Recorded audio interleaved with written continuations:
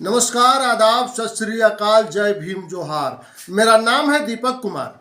आज मूलतः हम बात करेंगे गांधी के सिद्धांतों पर। आज देश की जो स्थिति परिस्थिति है वह दो हिस्सों में नजर आ रही है। एक वह जो लोग गांधी को मानते हैं, गांधी को जानते हैं। दूसरी तरफ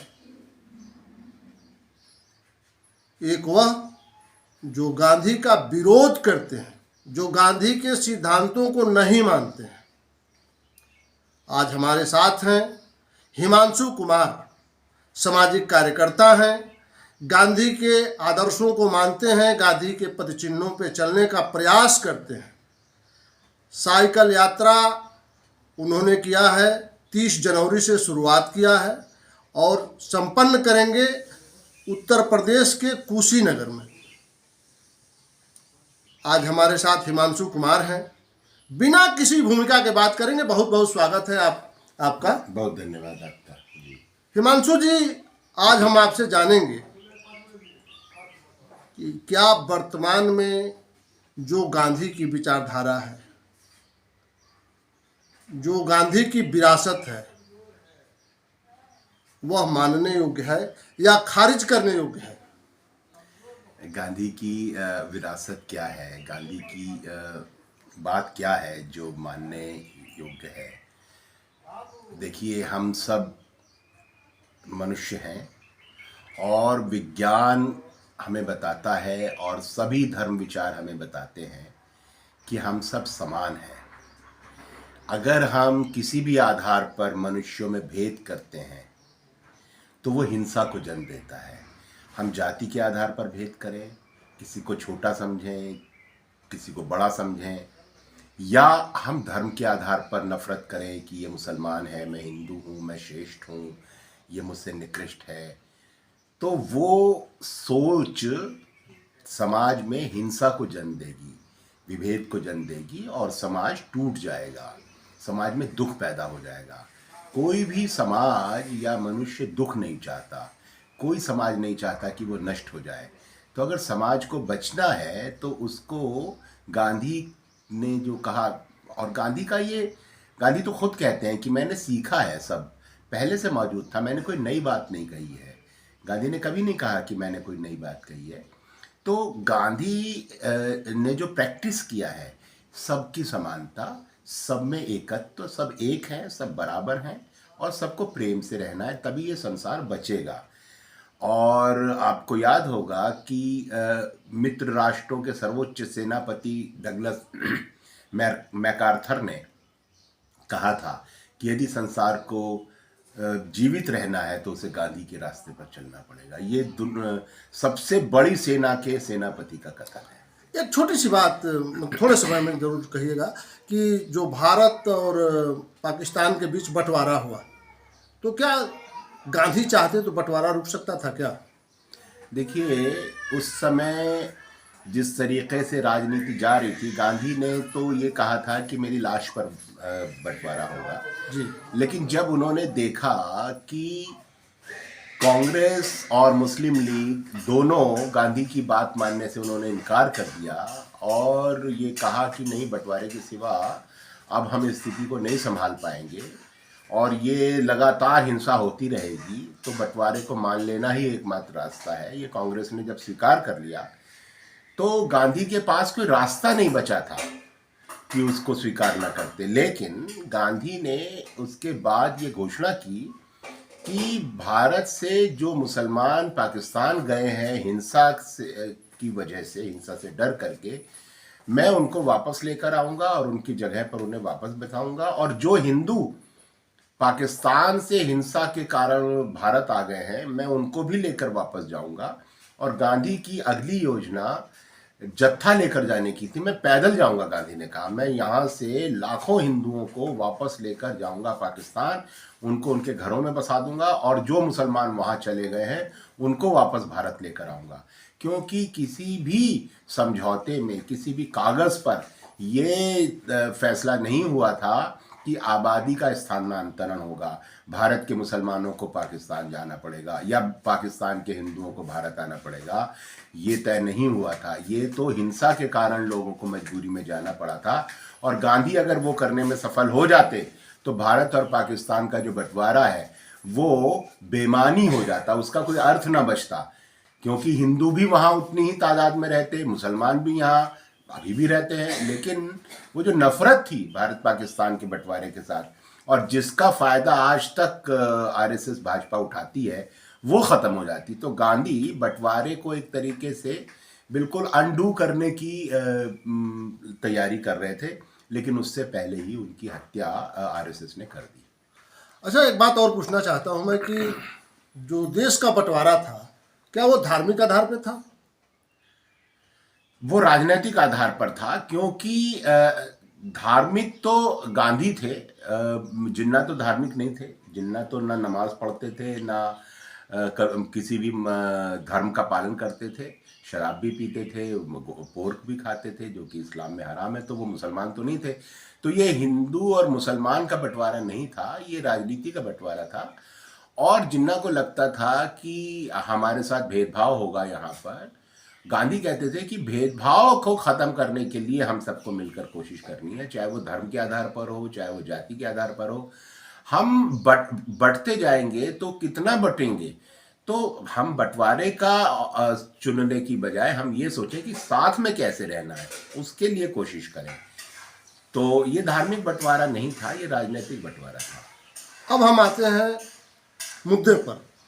गांधी को जाने बिना क्या हम नेहरू को जान सकते हैं? हाँ, नेहरू एक स्वतंत्र अस्तित्व थे, और वो गांधी से सबसे ज्यादा असहमत रहते थे। अगर गांधी से कोई सबसे ज्यादा बहस करते थे तो वो नेहरू ही करते थे। और नेहरू एक तरफ तो गांधी जी के सबसे नजदीक और प्रिय उनके उत्तराधिकारी भी थे, राजनीतिक उत्तराधिकारी थे और साथी थे, और दूसरी तरफ नेहरू, जहाँ गांधी पूरी तरह से अहिंसा की बात कर रहे हैं, वहीं नेहरू भगत सिंह से जेल में मिलने जा रहे हैं। जब भगत सिंह जेल में है तो नेहरू उनसे मिलने जा रहे हैं। वहीं वो अंडरग्राउंड जो सशस्त्र विद्रोह चल रहा था, जो हिंदुस्तान रिपब्लिक पार्टी थी, जिसमें चंद्रशेखर आज़ाद, भगत सिंह और ये सारे लोग थे। आपको मालूम होगा कि जिस दिन चंद्रशेखर आज़ाद की हत्या हुई है, उस दिन चंद्रशेखर आज़ाद सुबह नेहरू से मिलने आए हैं, और नेहरू ने उन्हें 700 रुपया दिया है कि आप चले जाइए रशिया, और रशिया जा करके आप लेनिन से मदद लीजिए अपनी गतिविधियों के लिए। तो नेहरू एक तरफ तो जो क्रांतिकारी हैं उनको मदद कर रहे हैं, और दूसरी तरफ वो गांधी के साथ हैं। तो नेहरू जो रेडिकल पॉलिटिक्स है वो उसको भी पसंद कर रहे हैं, और गांधी को भी पसंद कर रहे हैं, और जो गांधी का रेडिकलिज्म है। और इसीलिए आप देखते हैं कि भगत सिंह अपने खत में किसकी तारीफ करते हैं? वो नेहरू की तारीफ करते हैं। वो कहते हैं कि सुभाष चंद्र बोस तो वेदों में हल ढूंढते हैं कि वेदों में उत्तर है हमारे भारत का, आगे क्या होना है, लेकिन नेहरू वैज्ञानिक समझ और धर्मनिरपेक्षता पर आधारित विचार वाले हैं। भारत के नौजवानों को नेहरू का अनुसरण करना चाहिए, ये भगत सिंह ने अपने खत में लिखा है। तो नेहरू गांधी से भी अलग एक स्वतंत्र व्यक्तित्व है, और गांधी इसीलिए उनकी प्रशंसा करते हैं, और इसीलिए गांधी ने अपना उत्तराधिकारी उनको माना कि ये सच्चे सेक्युलर हैं, सच्चे धर्मनिरपेक्ष हैं और प्रोग्रेसिव हैं। एक सवाल और करते हैं कि जिस समय भारत नेहरू के हाथों में आया, तो नेहरू ने भारत को कैसी दिशा दी? आज बात बात में जब बात होती है तो अक्सर सदन में भी सवाल उठाए हैं कि नेहरू जी से वो गलती हो गई, नेहरू से वो गलती हो गई, नेहरू से वो, तमाम वो गलतियां गिना दी जाती हैं। तो नेहरू भारत को कहाँ से कहाँ तक ले गए? देखिए, नेहरू को जो भारत मिला था वो अंधविश्वास और में डूबा हुआ, धार्मिक नफरत से अभी अभी गुजरा हुआ, दंगों से निकलता हुआ भारत मिला था, जिसके पास इंफ्रास्ट्रक्चर नहीं था, जिसके पास यूनिवर्सिटीज़, लेबोरेटरीज, कुछ भी नहीं था। नेहरू ने साइंटिफिक टेम्परामेंट को बढ़ाने के लिए देश में अंधविश्वास खत्म हो, धार्मिक कट्टरपन खत्म हो, सांप्रदायिकता खत्म हो। देखिए, नेहरू अगर चाहते तो वो पूरे देश के हिंदुओं के नेता बन सकते थे। वो कहते कि हिंदू श्रेष्ठ हैं, हिंदू धर्म श्रेष्ठ है, और आइए मिल करके इन मुसलमानों को ख़त्म कर दें। तो नेहरू चाहते तो इस देश के मुसलमानों का सफाया करके, और आज के जैसे नेता कोशिश कर रहे हैं उस तरह के ऐसे नेता बन जाते जिनको कभी हटाया नहीं जा सकता था। लेकिन तो नेहरू ने वो रास्ता नहीं छोड़ा। नेहरू की ये चूक थी या उनका बड़प्पन था या बड़ा सोच था? अरे बिल्कुल बड़प्पन था। अगर नेहरू ऐसा करते तो आज नेहरू को कोई सम्मान से देखता। लेकिन आप ये देखिए कि नेहरू के सामने ये स्थिति थी जो आज मोदी जिस तरह की कोशिश कर रहे हैं कि वो हिंदुओं के नेता बन जाएं, मुसलमानों के खिलाफ नफरत भड़का दें। नेहरू को तो ये स्थिति बनी बनाई मिली थी। देश तभी तभी दंगों से और पार्टीशन से निकला था, लेकिन नेहरू ने वो नहीं करी। नेहरू इतनी छोटी सोच के व्यक्ति नहीं थे। नेहरू ने कहा नहीं, हम हिंदू मुसलमान सब एक हैं, और नेहरू ने इस देश में धर्मनिरपेक्षता की नींव रखी, संविधान के राज की नींव रखी, उन्होंने कानून के शासन की नींव रखी। नेहरू चाहते तो संविधान वगैरह को धज्जियां उड़ा देते और डिक्टेटर बन जाते। उनको डिक्टेटर बनने से कोई नहीं रोक सकता था उस समय, लेकिन नेहरू ने वो सब नहीं किया, और इसीलिए नेहरू नेहरू हैं। वो अंदर से डेमोक्रेटिक थे, अंदर से सेक्युलर थे, अंदर से वो मानववादी थे। इसलिए नेहरू ने ये घटिया रास्ते नहीं चुने जो आज की भाजपा और आरएसएस और मोदी जिस घटिया रास्ते पर चल रहे हैं। इस वीडियो का आखिरी सवाल हम आपसे कर रहे हैं कि क्या नेहरू को जिस हालात में भारत मिला, नेहरू ने भारत में क्या क्या किया और कितनी ऊंचाई पर ले गए? इसलिए जो हम अगले वीडियो करेंगे उसमें मोदी पे बात करेंगे।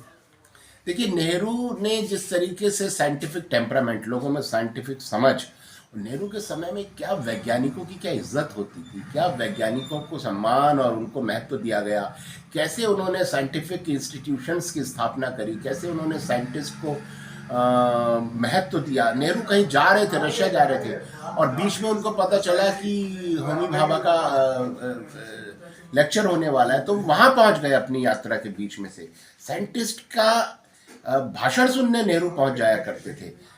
वैज्ञानिकों को कितना उन्होंने महत्व दिया। अल्बर्ट आइंस्टाइन नेहरू के बहुत अच्छे दोस्त और प्रशंसक थे। तो नेहरू ने जिस तरह से इस देश में साइंस और इंफ्रास्ट्रक्चर को मजबूत किया, उसके आधार पर ही फिर भारत आगे बढ़ा है।